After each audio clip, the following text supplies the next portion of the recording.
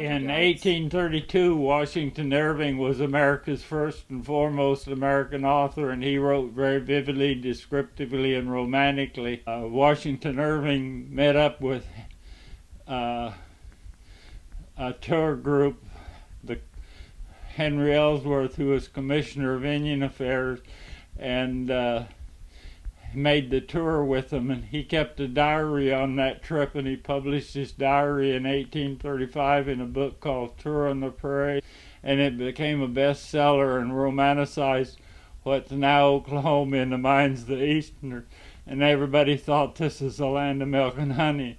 And when it opened up for settlement in 1889 and 93, it helped create the frenzy and the land rush.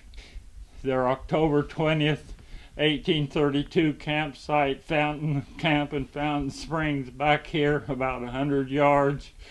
Two other campsites in Payne County, one at Yale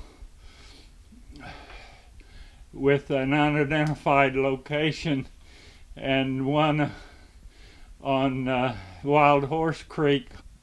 Lots of miscellaneous artifacts that tell the story of a larger history than Oklahoma history. The main part of the building has regional Oklahoma and Payne County exhibits, and the way we try to develop the exhibit, we have identified the very core information about the exhibit, put it on a card, and then use pictures and artifacts to tell the whole story. Before I started the museum, I made a study of Oklahoma history and found that there were several historical events that were forgotten, misdeveloped, or undeveloped. Things like the Otto Gray Cowboy Band was just completely forgotten. Billy McGinney, probably the greatest bronc buster that ever lived in the large ranch era.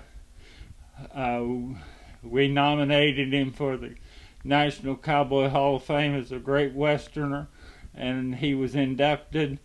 The Otto Gray Cowboy Band was resurrected, and we located the Otto Gray's widow in Arkansas, and was able to obtain all of the pictures and documentation for the Otto Gray Cowboy Band.